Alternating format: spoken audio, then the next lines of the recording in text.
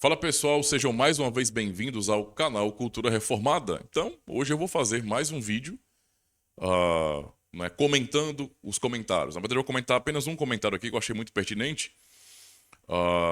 E realmente eu acho que é bom dar atenção para esse comentário, tá? Nem todo comentário eu dou muito valor, não, tá? Quando o pessoal fica falando aí bobagem, eu realmente não perco meu tempo debatendo com ninguém, não, tá? Quem não gostar, quem não concordar comigo, é facinho, cara. Abre uma conta no Google, faz um canal no YouTube e fala o que você pensa, né? O mundo não é assim hoje, então tudo bem. Pra que ficar perdendo tempo debatendo, não é verdade? Sem mais enrolação então, meus irmãos, bora pro vídeo e roda a vinheta.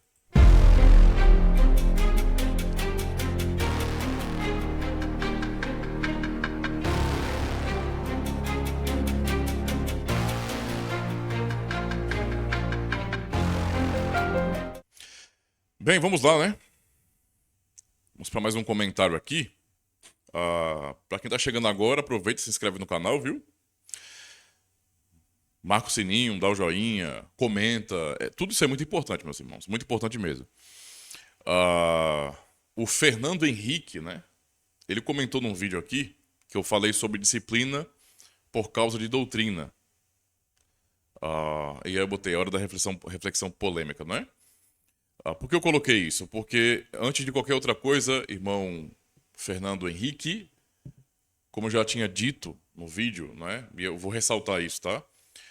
O que eu estou dizendo não é opinião pessoal. Tem muitas pessoas que acham, muitas vezes, porque, por exemplo, quando eu falo sobre arminianismo e heresia, algumas pessoas acham que isso é opinião pessoal, né? E não é, é opinião confessional, entendeu?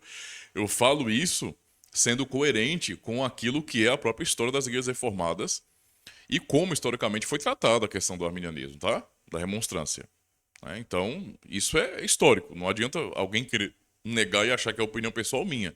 Eu concordo. Então é pessoal nesse sentido, porque eu concordo, eu estou de acordo. E negar aquilo, para mim, é uma incoerência, né? Ah, sinceramente, eu sou partidário. Entendo o que eu estou dizendo aqui. Não é partidário, mas entendo o que eu quero dizer aqui. Que se uma pessoa diz que é reformado, né? Sei lá, e discorda das decisões dos concílios, né? Então, eu não aceito o que os concílios determinaram. Então vai lá, começa a botar a boca no trombone e pedir, não é, que todas as igrejas reformadas no mundo se reúnam em um grande sínodo internacional e desfaçam o que Dort fez, né? Porque até então o que foi decidido lá é oficial, né? É o que vale, porque foi uma decisão conciliar, não foi simplesmente o ajuntamento de alguns teólogos para condenar o arminianismo. Não. A igreja reunida estava ali, os teólogos representados ali, né? Com os teólogos representando as igrejas, né? E não somente da Holanda, mas de outros países também, mostrando, não é, que o sínodo, embora tenha sido nacional, teve um caráter internacional para mostrar também como que havia unidade de pensamento com relação a isso, né? Então, quando eu falo também a respeito dessa questão de disciplina por conta de doutrina, isto aí não é opinião pessoal minha, mas é uma opinião confessional, ou seja, eu estou apenas repetindo o que a confissão está dizendo, né? Então, isso é bastante claro, tanto em nossas confissões, no caso a confissão belga, como também ah, na nossa própria pública, a nossa própria fórmula para a pública profissão de fé, né? Como eu falei, a pergunta 13, né, fala justamente sobre isso, tá? Então, eu vou ler aqui o seu comentário. Eu não li ainda. Quer dizer, eu li um pedacinho, mas percebi que seria interessante. Não fiz uma reflexão, li, achei interessante e apenas guardei na memória. Já li há alguns dias já, na verdade. Há 3 dias, no caso, né? Mas eu vou ler agora com atenção, tá bom? Então, ele falou bem assim. Em partes, eu concordo plenamente com você. Acredito que os membros devem crer nas mesmas doutrinas que a igreja acredita. No caso do membro discordar de doutrinas essenciais da Bíblia, que a denominação acredita, sim, tem que ser disciplinado. Certo, então, no caso do membro discordar de doutrinas essenciais da Bíblia, que a denominação acredita. Se o membro discordar de doutrinas não essenciais para a salvação, há doutrinas que não são super importantes. Quero dizer que não precisa acreditar para ser salvo. Não somos salvos pela exatidão teológica, e sim pela fé em Cristo Jesus. Vou ler tudo, depois eu vou por partes, né? Mas doutrinas como calvinismo, arminianismo, cessacionismo, continuismo, bater palmas ou não, eu creio que isso não define o cristianismo de ninguém. Tem pessoas que são confessionais e vivem como ímpios. Temos que saber ponderar as coisas, manter o equilíbrio. Acredito que se a pessoa discordar de doutrinas essenciais da Bíblia, como cristologia, salvação pela graça, justificação pela fé, inerrância das Escrituras Sagradas, nesse caso tem que excluir essa pessoa. Então, vamos pensar bem. Eu vou discordar do irmão aqui e vou mostrar algumas incoerências no seu argumento, mas não entenda isso como um ataque pessoal, de forma nenhuma, tá? Eu fiquei feliz porque você foi muito respeitoso no seu comentário, mas é mais uma questão para que eu quero lançar um pouco mais de luz no que você falou para que o irmão mesmo possa refletir sobre isso, tá? Porque eu sei que é muito comum até, infelizmente, que as pessoas elas não consigam compreender tanto hoje essas nuances de doutrina e por que que doutrina é uma coisa tão importante. E essa questão de doutrinas não essenciais é um perigo muito grande, tá? É um perigo muito grande, né? Boa parte das doutrinas que as pessoas dizem não separar a igreja são doutrinas essenciais. E eu vou explicar isso por quê. Então observa aqui, ó. Se o membro discordar de doutrinas não essenciais para a salvação, né? Então, se ele não discordar disso, ou se ele discordar de doutrinas, né? Se o membro discordar de doutrinas não essenciais para a salvação, não. Mas entenda, meu irmão. Vamos pensar bem nisso aqui, olha. Quando uma pessoa, ela... Eu sei, isso que você falou assim pode até ser verdade para as denominações evangelicais, não é? No geral. Mas quando o assunto é uma igreja reformada confessional de verdade, esse pensamento não existe, tá? Eu vou explicar o porquê. É claro que, por exemplo, aquilo que não é confessional, não é? Como, por exemplo, vou dar um exemplo claro para vocês aqui. A questão da teologia do pacto, né? Há nuances na teologia do pacto, pensando no modo continental e insular, que são um pouco diferentes. Então, por exemplo, na teologia do pacto insular, existe uma ênfase maior, né, pelos próprios padrões de fé de Westminster, na definição de pacto das obras e depois pacto da graça. Então, na lógica, pacto eterno da redenção, pacto das obras e pacto da graça. Na teologia continental, embora haja teólogos que defendam isso também, não é, o que não é um problema, né, uma coisa séria, mas esse tipo de pensamento não há em nossas confissões. Então não é um pensamento confessional. Certo? Então, pelo lado do continente, não é, haverá uma compreensão muito maior de que tudo isso aí é pacto de graça. Não tem que fazer uma distinção entre pacto das obras e pacto de graça. Certo? Então, não é um assunto que nossas confissões tratam. A Confissão de Fé de Westminster fala, a Confissão de Fé belga não fala. Não faz essa distinção de pacto. Nesse sentido, de pacto de obras e pacto de graça. Então não é algo confessional de fato. Sendo assim, um membro, não é, alguém que é membro de uma igreja reformada continental, ele pode entender, por exemplo, que tipo, eu realmente entendo que o que o Westminster fala sobre essa divisão de pacto das obras e pacto da graça, para mim é muito mais lógico, faz muito mais sentido. Isso não vai atrapalhar, não é, a sua própria confessionalidade, já que não se trata disso. Entendeu? Só seria uma dificuldade se de fato a confissão de fé belga e outras confissões continentais repudiassem veementemente o pacto das obras. Não, isso não existe, isso é um pensamento antibíblico, é inaceitável. Então, nesse sentido, não teríamos como aceitar, não é, que uma pessoa que cresce, que entendesse o pacto das obras, fosse membro da igreja, né? Porque quando a ideia de se tornar membro da igreja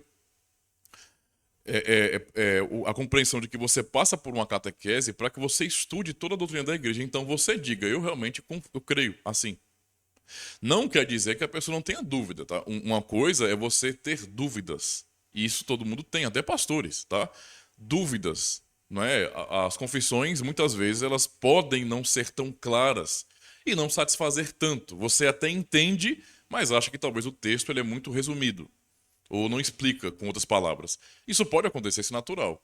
Mas o ponto que eu estou dizendo aqui é, a pessoa não crê como está numa confissão, não tem como ser membro da igreja reformada.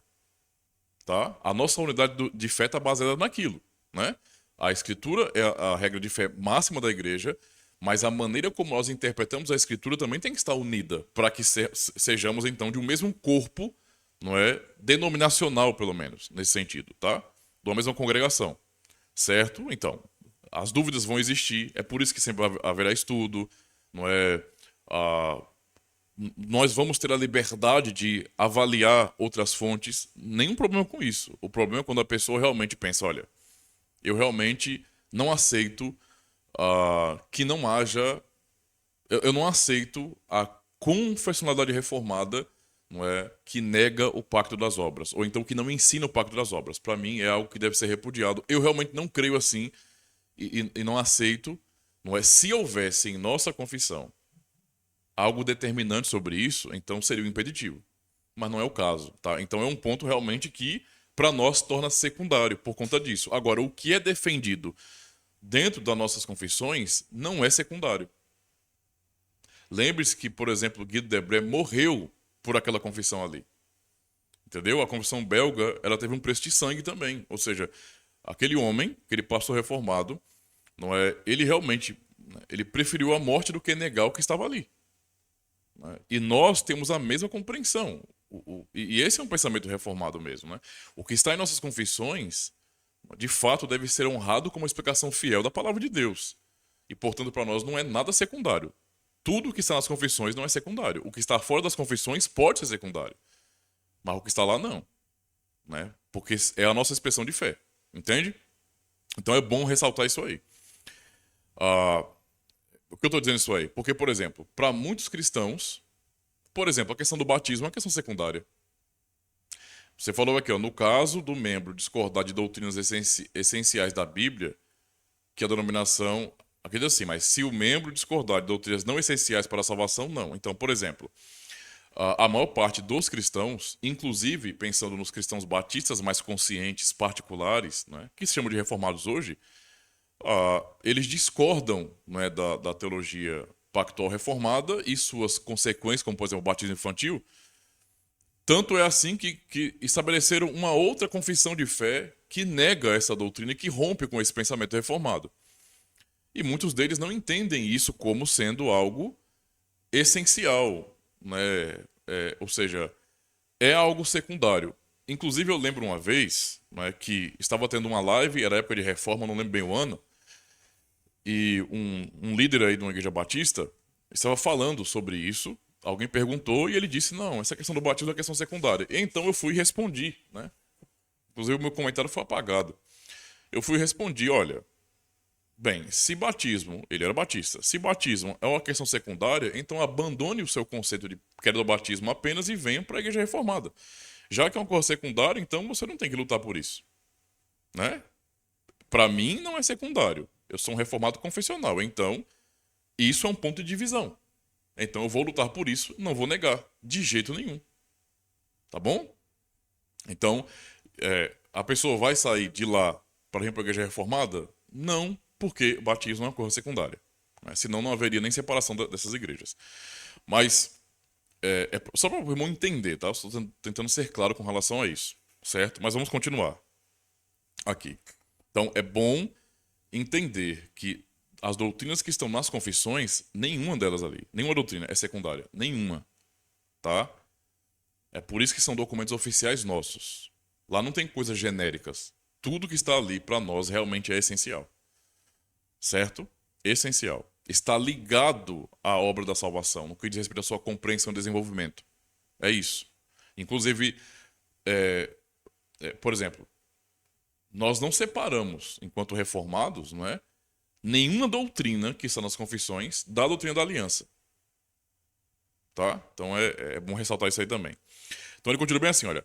Há doutrinas que não são super importantes. Quero dizer que não precisa acreditar para ser salvo. Não somos salvos pela exatidão teológica, e sim pela fé em Cristo Jesus. Então, aí é o que tá, meu irmão. Você não está errado, eu concordo com isso. O que nos salva é a fé em Cristo Jesus. Cristo é que nos salva, né? Então temos que ter fé nele. O problema é que a fé em Cristo deve ser algo confessado. E aí é que está o problema. Quando a pessoa que diz crer em Cristo vai confessar, como que é essa confissão? Alguns vão dizer, como o irmão está dizendo aqui também, né? Mas a formulação que a pessoa tem. Não, mas a questão é essa, não é? O que você crê de Cristo deve ser confessado. Se a pessoa não pode confessar o que crê de Cristo, não é, para que haja essa análise, essa avaliação, se está de acordo com a Escritura, não é? Então, o que a pessoa chama de fé em Cristo é uma coisa genérica, bem subjetiva. E esse é um problema, não é? Vou dar um exemplo para você. No contexto evangelical, inclusive eu fiz um vídeo comentando alguns vídeos, 2 vídeos na verdade, feitos pelo pastor Adriano Gama, que é das Igrejas Reformadas, não é? Porque as pessoas não entenderam quando ele respondeu que, de uma maneira muito lógica e muito clara, né? As Igrejas Reformadas não têm a Assembleia de Deus como uma igreja irmã, né? Isso não faz o menor sentido. Nós estamos totalmente distantes no que diz respeito à doutrina e prática, certo? Só que as pessoas têm na mente delas que o que é essencial no cristianismo é crer em Cristo, é crer na Trindade e que Cristo vai voltar, basicamente. E não é isso, não. Não é simplesmente isso. Porque esses termos que eu usei, ou temas, eles são apenas sumários. Você tem que explicar o que isso significa. Entendeu? Se você fala que crê em Cristo, mas você não explica essa fé em Cristo, então isso não tem significado. Entende?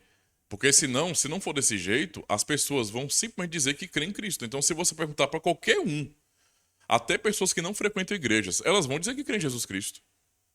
Tá? Eu conheci várias pessoas de outras denominações, até de fora de denominações, que disseram ter fé em Deus, crer na Trindade e crer em Cristo. Né? Mas a maneira como criam em Cristo é totalmente oposta à Escritura, é uma maneira heterodoxa. Então tem que ser explicado essa fé em Cristo. E aí é que mora o problema. Quando você vai explicar, cada denominação vai, não é, apresentar os seus credos. E quando você olha para os credos é que você vai saber se aquela confissão de fé em Cristo é uma confissão de fé legítima em Cristo ou é viagem da cabeça deles, tá? Tem que avaliar essas questões também, certo? Então, você fala, há doutrinas que não são super importantes. Quero dizer que não precisa acreditar para ser salvo. Não somos salvos pela exatidão teológica, e sim pela fé em Cristo Jesus, não é? Então, isso aqui deve ser aplicado a toda a cristandade. Eu concordo com isso, desde que isso valha para toda a cristandade. Quando eu falo toda, é toda mesmo, né? Porque quando as pessoas geralmente falam assim, elas fazem uma linha assim, uma linha separatória. Não, isso aqui é válido para aquilo que nós entendemos como protestante ou evangélico. E eu não vejo assim. Eu vejo que se é para falar que isso é verdade, basta acreditar em Cristo, sem precisar necessariamente ter exatidão teológica, então inclua todos, católicos, romanos, ortodoxos, todo o resto, que realmente manifestar fé em Cristo. E aí eu não vou julgar o que a pessoa chama de fé. Eu apenas vou tomar como verdade que a pessoa crê em Cristo. Né? Então, vai querer aplicar isso a toda a cristandade? Eu aplico dessa forma. Tá? Não aplicar para mim é incoerente. Qualquer um que exclui os católicos romanos ou os ortodoxos, para mim, está sendo incoerente. Certo? Porque essa diferença não existe de maneira real. Eu só posso perceber que há distinção e até heterodoxia quando eu julgo os credos. Então, por exemplo, quando eu discordo da Igreja de Roma, eu discordo baseado em seus catecismos, em sua doutrina oficial, e não naquilo que eu acho. Então, quando eu olho para o protestantismo, eu preciso também analisar os credos das denominações e tradições protestantes. E aí dizer se realmente existe essa fé essencial, tá? E que tem algum problema de repente, formulação teológica, mas isso não está negando a fé em Cristo. Eu percebo ali a raiz. Só que às vezes os credos das denominações vão mostrar o contrário. Então tem que explicar que fé em Cristo é essa. Entendeu? O Catecismo de Heidelberg nos dá uma base para isso no Dia do Senhor 11. Depois dê uma olhadinha lá. Então, vamos lá. Continuando. Mas doutrinas como calvinismo, arminianismo, cessacionismo, continuismo, bater palmas ou não, eu creio que isso não define o cristianismo de ninguém. Então vamos dar atenção a isso aqui. Ó. Então, em primeiro lugar, meu irmão, calvinismo e arminianismo não são doutrinas, tá? Eu entendo o que você quer dizer aqui, mas mais pessoas vão assistir esse vídeo e vão ler esse comentário por conta do vídeo. Então é bom esclarecer isso para que ninguém confunda as coisas, porque já existe uma acusação que eu considero errada pra caramba, de que nós, reformados, somos seguidores de Calvino e que os arminianos são seguidores de Armínio, não é? De maneira cega. Não é assim, tá? Os apelidos pegaram, então não tem como se desvencilhar deles mais, eu admito isso, certo? Mas é bom compreender que não existe uma doutrina chamada calvinismo e uma doutrina chamada arminianismo. Esses indivíduos são apenas teólogos, não é? E podemos vê-los como fundadores de uma escola teológica, né? De escolas teológicas, certo? Então, isso aqui tem que ser realmente bem entendido. Até mesmo porque, tendo o entendimento de que calvinismo significa alguma coisa teológica, não é? Ou seja, refere-se, geralmente você sumariza doutrinas reformadas com o nome de calvinismo, e doutrinas arminianas, não é? Ou sinergistas, ou, sei lá, remonstrantes com o nome de arminianismo, essa fala vai ficar um pouco contraditória com o que você vai falar no final. Eu vou mostrar isso, mas vamos para o cessacionismo. Sim, cessacionismo já é uma doutrina, tá? Continuismo também. É uma compreensão, não é, a respeito dos dons. Então, é uma doutrina a respeito dos dons. Eles cessaram, não cessaram. Como é que funciona isso? Os reformados, não é, historicamente são cessacionistas, tá? A confissão de fé que expressa de maneira muito clara é a confissão de fé de Westminster, né? A confissão belga não fala sobre isso, não é? E alguns podem querer usar a omissão deste assunto da confissão belga como sendo, tá vendo aí? Já a confissão belga não trata, então eu posso ser continuista. Não, porque você precisa analisar a confissão belga dentro de todo o contexto das formas de unidade e da tradição reformada. Não é? Vai analisar a compreensão, não é, dos cristãos quando as confissões foram elaboradas. O cessacionismo é a coisa mais comum de todas para os cristãos, tá? Para os protestantes. Os únicos que praticamente eram, não com o nome, né, com a definição, mas eram continuistas em termos práticos, eram os anabatistas e os grupos que apareceram ali revolucionários. Os protestantes não, tá? Então, o cessacionismo é algo muito claro na reforma. A ênfase na escritura é o próprio cessacionismo, nesse sentido. Certo? Então, ainda que não haja uma definição, não é, contra o continuismo na confissão belga, né, Guido de Brès, ele era cessacionista. Eu não estou dizendo isso pensando no termo, não é? Isso não era usado naquele contexto, mas não era a compreensão de nenhum dos teólogos reformados que os dons carismáticos revelacionais continuam ainda em vigência, tá? Inclusive, até ressalto que este é um assunto que é necessário que as pessoas, né, que acabam tratando cessacionismo como incredulidade, que esses indivíduos acabem estudando melhor o que é cessacionismo. O que é continuismo nós sabemos, e tudo bem, né? O pessoal defende isso, beleza. Mas, então, digamos que o continuismo tem a vantagem, né? Porque parece muito coisa de crente, né? Não, nós cremos no poder de Deus. E às vezes se trata o cessacionismo como sendo incredulidade. Isso está errado, tá? Tem que tirar isso aí e entender, né? O cessacionismo ensina que todos não cessaram? Não. Né? Então, né? Isso não existe no cessacionismo. Não existe a compreensão reformada, essa ideia de todos os dons cessaram. Nós somos muito específicos em falar sobre quais dons cessaram. E são os dons que estavam ligados, né, diretamente aos apóstolos e eram revelacionais. Então, é isso que estamos falando, tá? Mas isso sim é doutrina. Então, nesse sentido, não é, uma pessoa continuista não seria membro de uma igreja reformada. Não seria de jeito nenhum. Tá? Isso não existe. Né? Seria um tipo de pentecostal reformado. Não existe isso. Certo? Então, uma pessoa dessas aí se ela entende a continuidade dos dons extraordinários, não é, ou carismáticos, revelacionais para hoje, isso entra em conflito diretamente com as confissões, com a doutrina da suficiência das Escrituras, tá? Então, isso vai entrar em conflito e, portanto, não faz sentido, certo? Para nós, reformados, para a tradição reformada, continuismo é uma negação do solo da Escritura, ainda que as pessoas defendam que não é. Mas é.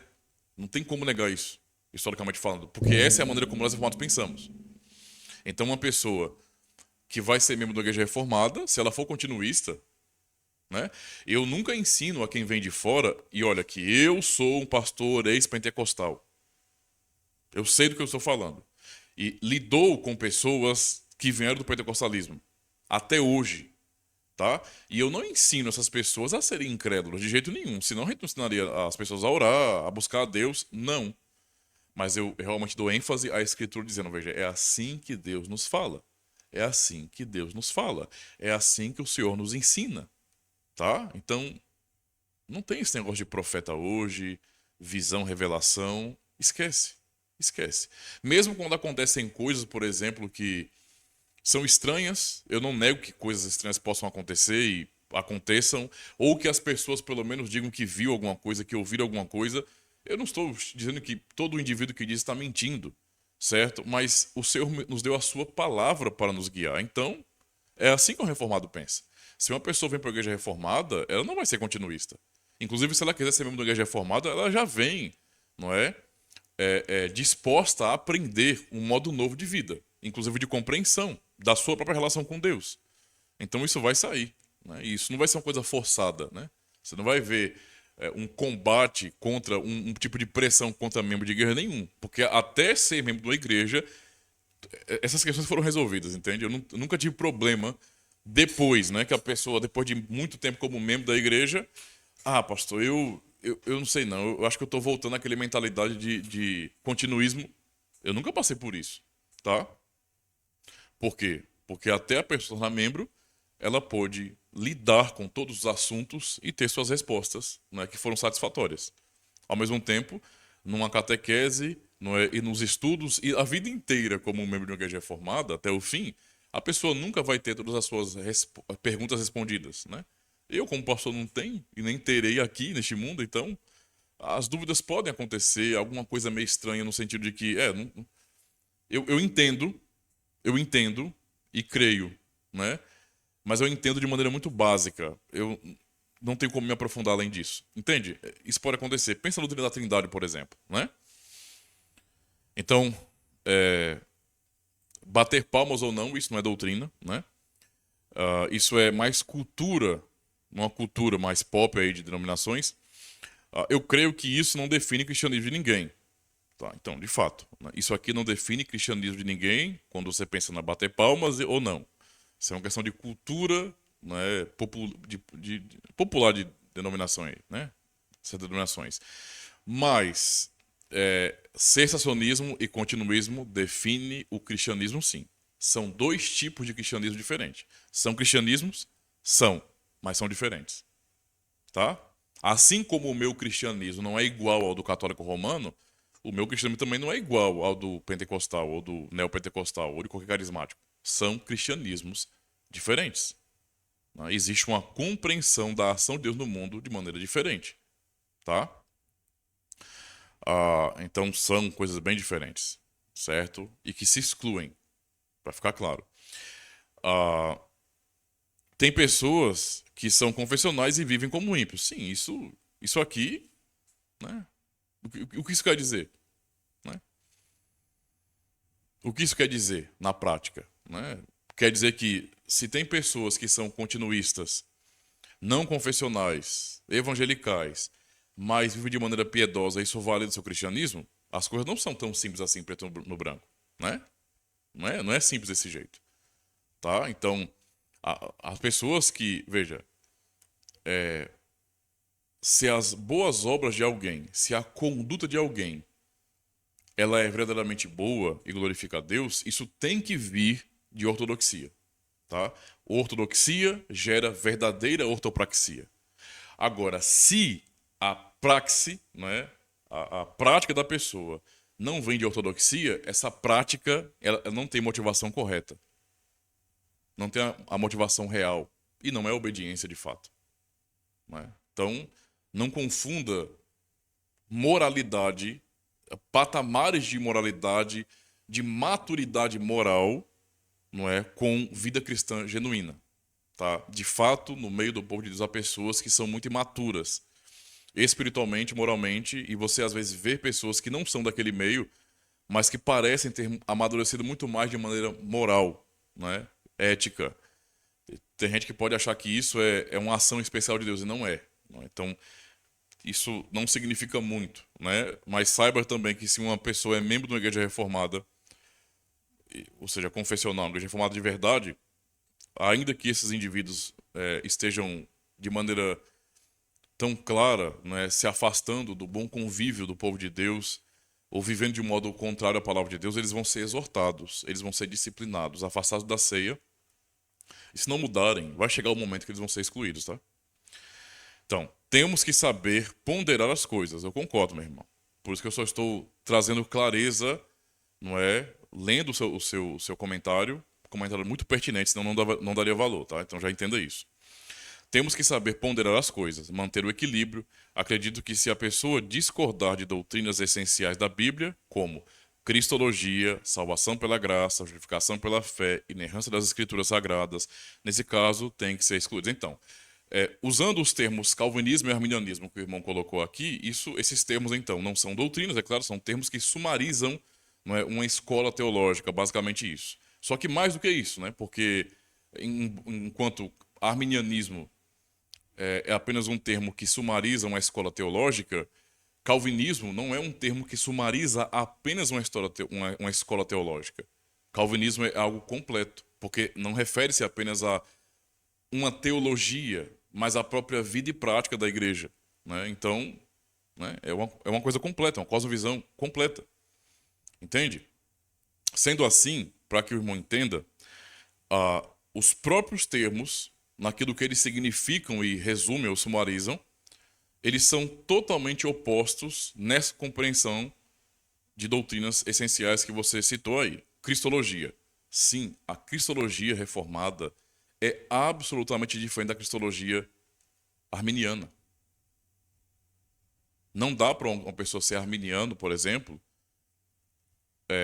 convictamente arminiano, e ser membro da igreja reformada. A cristologia é outra. É totalmente outra. Tá? O fato de se usar o mesmo termo, o mesmo título, o mesmo tema, não significa que queremos as mesmas coisas. O arminiano vai falar em salvação pela graça, assim como nós reformados falamos salvação pela graça. Mas estamos dizendo a mesma coisa? Não, não estamos dizendo a mesma coisa. Tá? Então, a compreensão reformada de salvação pela graça é uma, a compreensão arminiana ou sinergista, qualquer que seja, de salvação pela graça é outra, totalmente diferente. Então, veja, existe aqui um rótulo, não é, um sumário com temas, mas esses temas são compreendidos de modo diferente. Então, não é a mesma coisa. Né? Não é a mesma coisa. Certo? E não é uma mera questão de ponto de vista. A nossa defesa, ela é, inteiro que eu quero dizer aqui, mortal. No sentido de que, cara, a Bíblia ensina isso. E aí se acabou, não tem discussão, não tem esse negócio de vamos sentar à mesa e vamos discutir. Não existe isso para nós. A Bíblia ensina isso. E se a Bíblia ensina isso, o aquilo que estão dizendo é totalmente fora e heterodoxo. Tá? Porque são coisas diferentes, são totalmente excludentes. Então, só se você pegar, por exemplo, a forma para a publicação de fé, só ali, um arminiano convicto, de coração, eu digo, ele jamais responderia aquelas perguntas. Ele não pode responder. Porque as perguntas, elas confrontam o entendimento arminiano. Tá?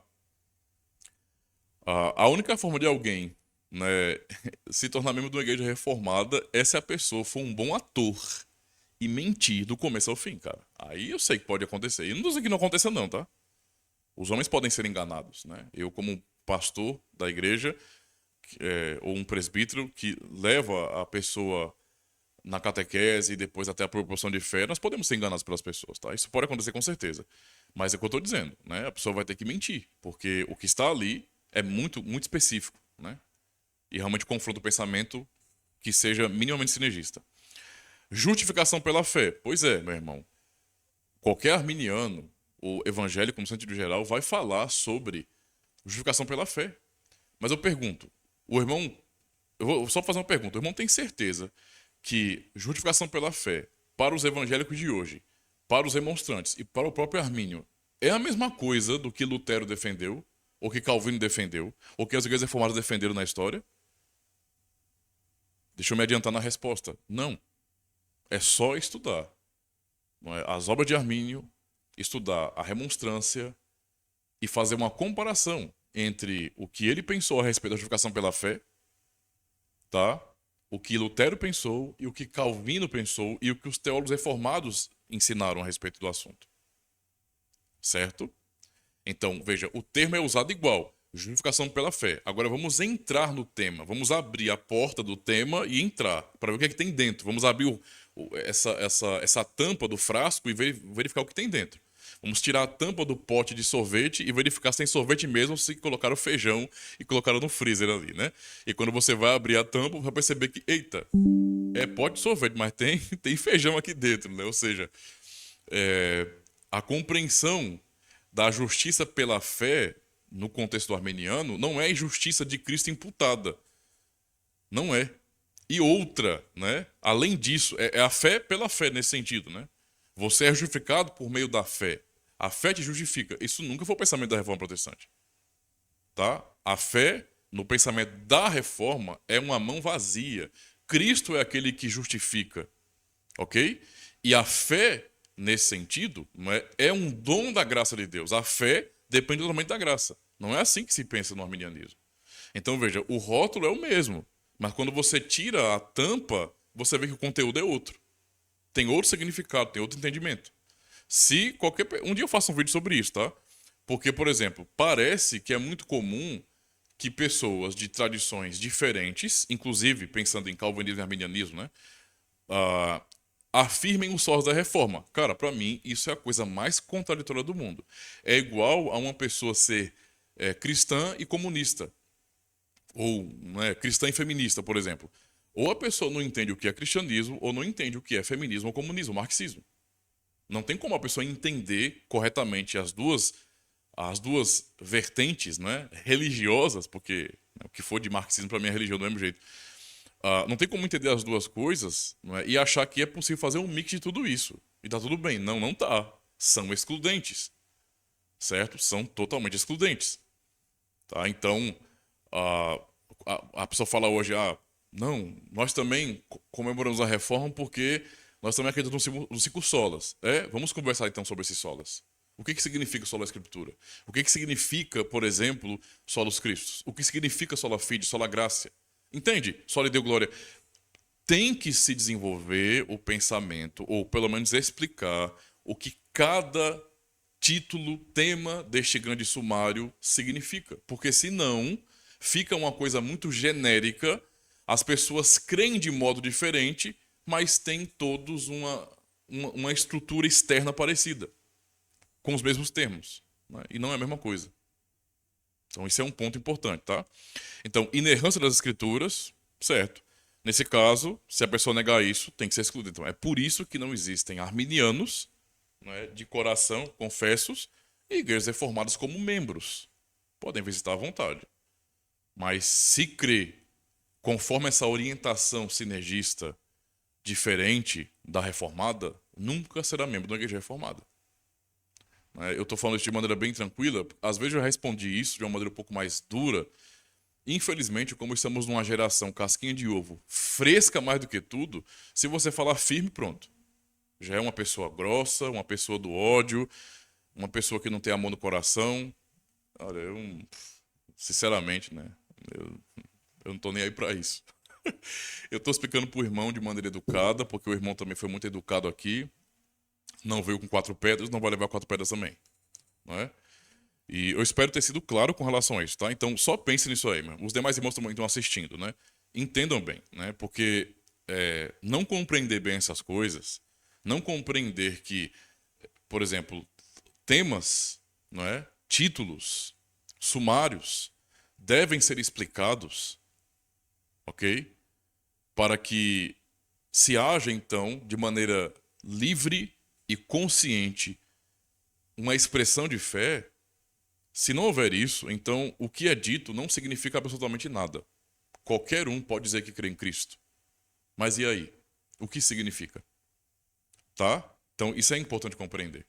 Certo? Porque pode haver a compreensão, né, contrária. Vou dar um exemplo para você. Um exemplo final. Né? Na época em que Agostinho, né, derrotou Pelágio, né, no debate, e a igreja condenou o pelagianismo, Agostinho e os demais teólogos daquele contexto falavam em livre-arbítrio. Inclusive, se você vai analisar a própria história da Reforma, Calvino também falou de livre-arbítrio e na segunda confissão de fé helvética se fala de livre-arbítrio. Né? Entende? Livre-arbítrio. Agostinho reagiu porque o que ele entendia como livre-arbítrio não era o que Pelágio estava dizendo. Então, de maneira geral, o mesmo termo está sendo usado. Livre-arbítrio por Agostinho ou por Pelágio. Tanto é assim que eu já vi professores, né, que leram muito errado, professor de filosofia que leu muito errado a história da igreja, né, e foi citar Agostinho como sendo esse pensador, esse filósofo, né, que formulou uma ideia a respeito do livre-arbítrio e papapá, né, falou tudo isso defendendo ele como um grande defensor do livre-arbítrio. A pessoa só estava descontextualizada, né? Porque falar de livre-arbítrio é o mesmo de falar de liberdade que o ser humano tem. Né? E, de fato, o ser humano tem liberdade, moral, etc. Mas o pensamento de Agostinho não era o pensamento de Pelágio no que diz respeito a algo libertário, né? Uma liberdade libertária. Na Reforma também, quando foi falado a respeito disso, tá? O pensamento dos reformadores não era de livre-arbítrio libertário. Livre-arbítrio libertário entende aqueles que são realmente humanistas, não é? Que são sinergistas, no caso. É por isso que Lutero rebateu fortemente Erasmo, é por isso que Calvino também rebateu muitos outros, né, pensadores da época, que vinham com essa ideia de livre-arbítrio libertário. Você encontra um livre-arbítrio libertário no arminianismo, por exemplo, mas não encontra na fé reformada. Os termos são iguais. Então, desde a Reforma, porque o termo ficou muito comum e muito abraçado e amado pelos sinergistas, tanto católicos romanos, né, como depois os protestantes também, que voltaram nesse sentido ao sinergismo, o termo meio que foi deixado de lado e até tem sido combatido. Né? Então, eu não sou um militante no que diz respeito a nós temos que manter o nome livre-arbítrio, temos que manter. Há irmãos que fazem isso. Né? Um irmão que faz isso é o Francisco Tourinho, ele fica defendendo que livre-arbítrio existe, né? Porém não no sentido libertário como pensam os sinergistas. Eu entendo o que ele quer dizer com isso, a maioria dos irmãos não entende, mas eu não sou um militante para essa causa. Para mim, tudo faz. Né? Eu sempre penso em que o ser humano é livre, não é? Mas a sua liberdade está presa, está escravizada à sua própria natureza. Esse é o pensamento de Lutero, por exemplo. Né? Por isso não faz sentido a ideia de livre-arbítrio, encher a boca para falar livre-arbítrio. Tem que explicar o que significa. Tá? Porque se não explicar, né, então se toma gato por lebre, parece que é a mesma coisa e na verdade não é. Então esse é o entendimento, tá bom? Meu irmão, muito obrigado por sua cooperação em comentar aqui no canal, espero ter sido claro, tá certo? Se ficou alguma dúvida ainda, né, ou o irmão ainda discordar de alguma coisa que eu falei, fique à vontade, viu? Não tem problema nenhum, tá bom? Deus abençoe a sua vida e os demais irmãos também. Comentem aí também no vídeo, valeu! Se você chegou até aqui e gostou desse vídeo, então aproveita e se inscreve no canal. Aproveita também e já deixa o seu joinha, porque isso ajuda bastante o canal. E deixa o seu feedback, faz um comentário aí, tá bom? Isso é muito importante, porque mostra engajamento aqui no canal também. E é claro, compartilha o link desse vídeo com todo mundo que você conhece nas suas redes sociais, grupos de WhatsApp, de Telegram, ajuda o canal aí. E se você quiser cooperar, não é, para que o canal avance em termos de literatura, então está aqui o Pix. Fique à vontade. Aproveita e assista mais um vídeo.